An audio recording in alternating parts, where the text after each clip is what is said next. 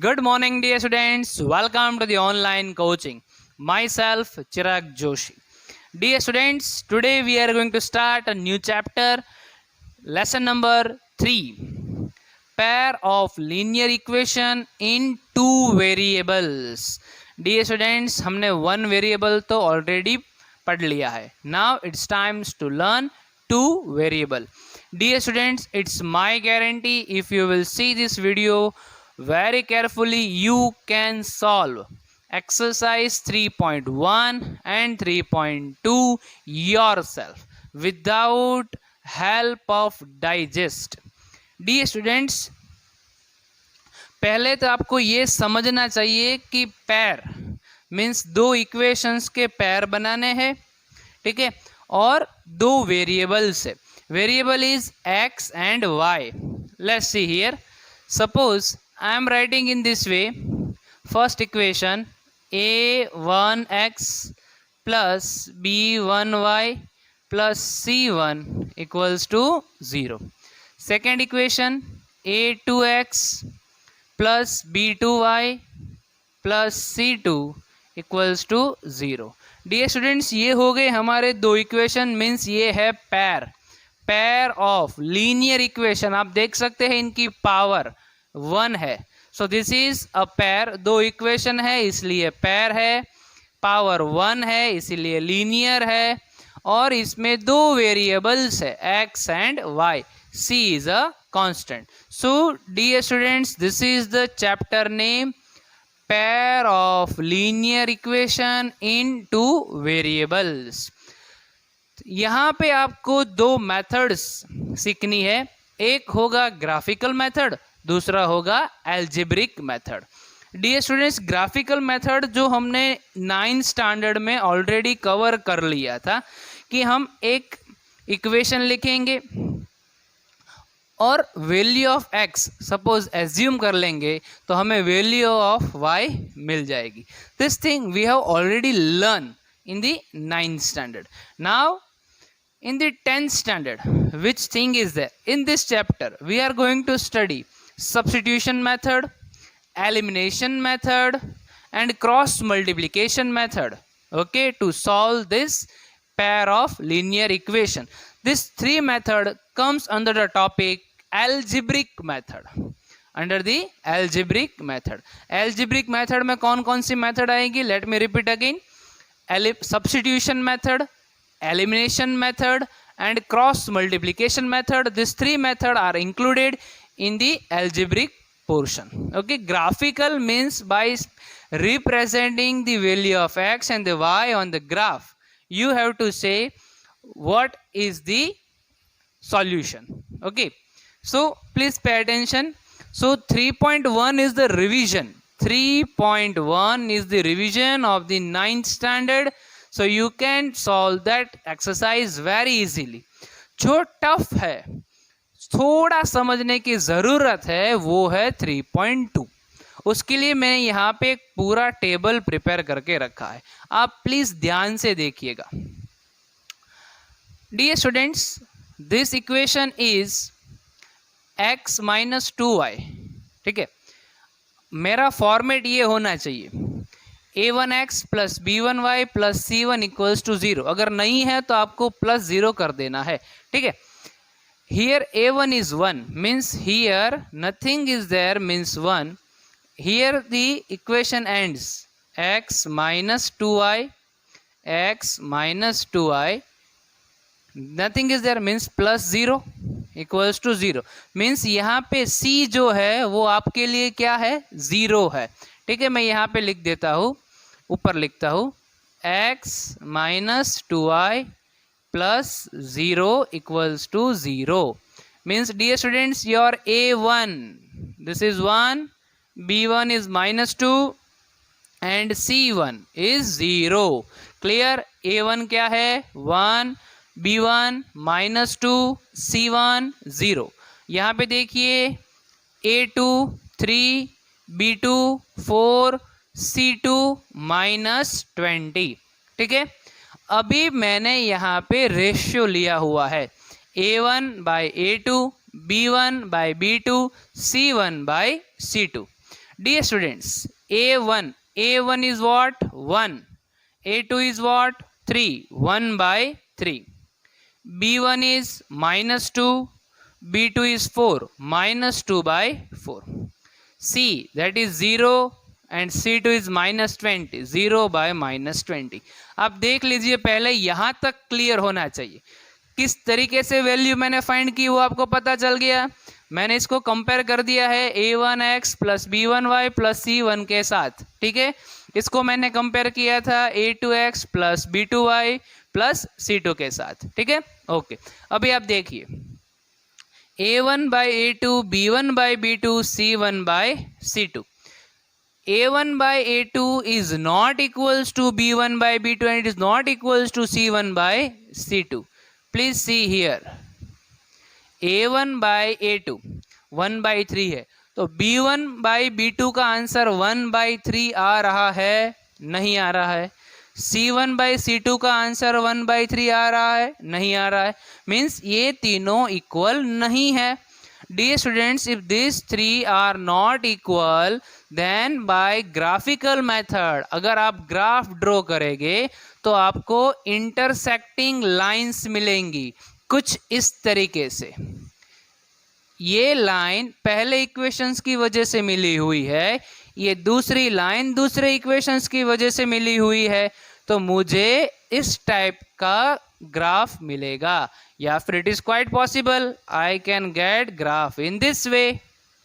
Okay, in many ways you can get the graph. Dear students, shape doesn't matter, but you will find the two lines are intersecting. If A1 by A2 is not equals to B1 by B2 is not equals to C1 by C2, then you are getting graphically method intersecting lines. Dear students, shape doesn't matter. Okay, अगर आप इसका solution करते हो, solutions means substitution method करते हो, फिर elimination method करते हो, क्रॉस मल्टीप्लिकेशन मेथड करोगे, तो आपको पता चल जाएगा कि आपको एग्जैक्टली एक ही आंसर मिल रहा है. Means you are getting a fix value of X and fix value of Y. Means X का आपको सपोज एक वैल्यू मिला हुआ है 2 और वाई का वैल्यू मिला है 3. फिनिश. आप कोई भी मेथड करो, आपको एक ही सॉल्यूशन मिलेगा. You will get only one solution. ठीक है, if you are going with the algebraic method. Clear? So x equals to 2 you will get, y equals to 3, just for an example. Means exactly one solution. Okay, now moving toward the second one. 2x plus 3y minus 9 equals to 0. 4x plus 6y minus 18 equals to 0. A1 is 2, B1 is 3, C1 is minus 9, A2 is 4, B2 is 6, C2 is minus 18. आप चलो फटाफट ratio ले लो.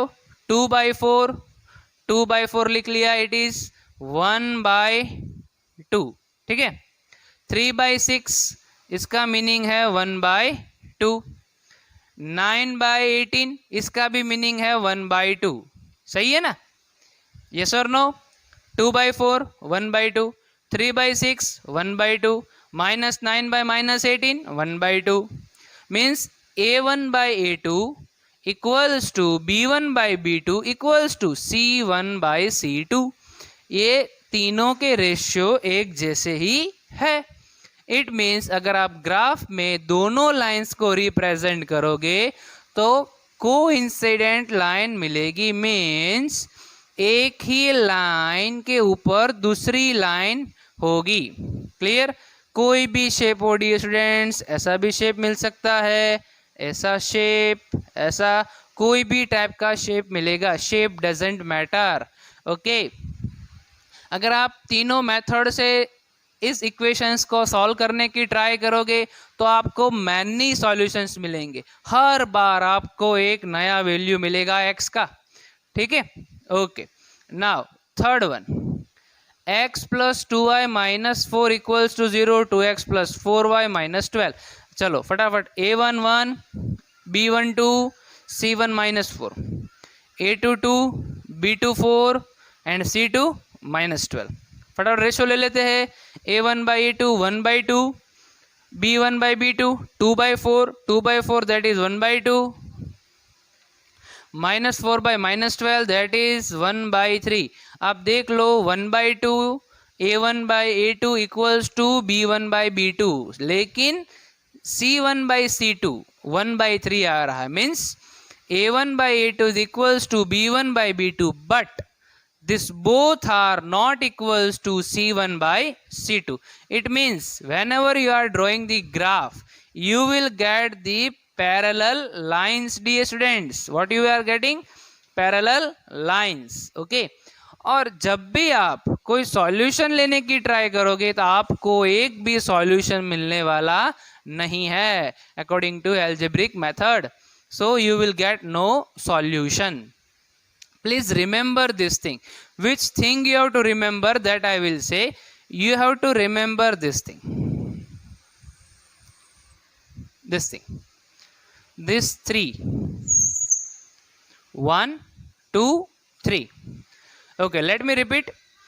A1/A2 is not equals to B1/B2 is not equals to C1/C2. Then in graphical method you are getting intersecting lines and you are having a unique solution. A1/A2 is equals to B1/B2 equals to C1/C2. You are getting coincident lines, means एक ही line पे दूसरी line intersect, एक ऊपर एक line ऐसे मिल जाएगी, ठीक है। और इनफाइनाइटली मैनी सॉल्यूशंस भी मिलेंगे। A1/A2 equals to B1/B2 but not equals to C1/C2.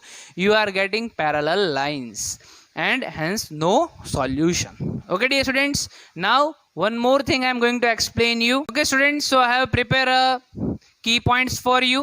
This is key points, please remember this thing. If A1/A2 is not equals to B1/B2 तो उसको हम बोलेंगे consistent. Okay, A1/A2 is not equals to B1/B2, it is known as consistent. Please remember. Okay, ये table है, उसके base पे ही लिखा हुआ है डियर स्टूडेंट्स। टेबल था, वहां पे लिखा हुआ था, ग्राफिकल मेथड में आएगा इंटरसेक्टिंग, रिमेंबर। ओके, तो देखो ये मैंने इंटरसेक्टिंग लाइंस ड्रॉ की है। एल्जेब्रिक में क्या लिखा हुआ था? Unique solution. ओके, तो जिस ग्राफ को अगर आप देखेंगे, ग्राफ में आपको इंटरसेक्टिंग लाइन मिला है, यूनिक सॉल्यूशन है, एक ही पॉइंट पे इंटरसेक्ट होता है, तो उसको हम बोलेंगे consistent. Okay, if A1/A2 is equals to B1/B2 but not equals to C1/C2, तो उसे हम बोलेंगे इनकंसिस्टेंट। क्या बोलेंगे? इनकंसिस्टेंट। टेबल देख लीजिए आप, क्या लिखा था मैंने, अगर ये दोनों सेम है तो पैरेलल लाइंस मिलती है। देखो यहाँ पे पैरेलल लाइंस, पैरेलल्स के लाइंस के सामने मैंने लिखा था नो सॉल्यूशन, मीन्स इसका मतलब है इनकंसिस्टेंट, इट इज इनकंसिस्टेंट। अगर तीनों के तीनों ratio A1/A2 equals to B1/B2 equals to C1/C2, आप याद कीजिए क्या लिखा हुआ था? कोइंसाइड, मीन्स एक ही लाइन पे दूसरी लाइन होगी, ओवरलैप हुई, ठीक है, और उसके मैनी सॉल्यूशंस मिलेंगे, इनफाइनाइट सॉल्यूशंस। इसे हम बोलेंगे डिपेंडेड एंड कंसिस्टेंट। यहाँ पे देख लीजिए आप, एक ही लाइन पे सेट हुआ है, और कंसिस्टेंट एंड डिपेंडेड जो यहाँ पे बोला है वही है, डिपेंडेड एंड कंसिस्टेंट। वहीं पे भी सेम ही है, लेकिन पहले कंसिस्टेंट पहले लिखा हुआ है, कंसिस्टेंट एंड डिपेंडेड। चलो, आपको ये चीज दिमाग में बिठा लेनी है, ठीक है। अभी हम देखेंगे एक क्वेश्चन। अभी मेरा आपको एक ही रिक्वेस्ट है कि प्लीज आप ध्यान से समझिए। पहला हमारा फॉर्मेट ऐसा होना चाहिए, A1x plus B1y plus C1 equals to 0। देखो स्टूडेंट्स, यहाँ पे ऐसा फॉर्मेट नहीं है, तो हमें बनाना पड़ेगा। 3x plus 2y minus 5 equals to 0, और यहाँ पे हो जाएगा 2x minus 3y minus 7 equals to 0। चलो अभी फटाफट रेशियो ले लो, a1/a2 3/2, b1/b2 दैट इज 2/-3।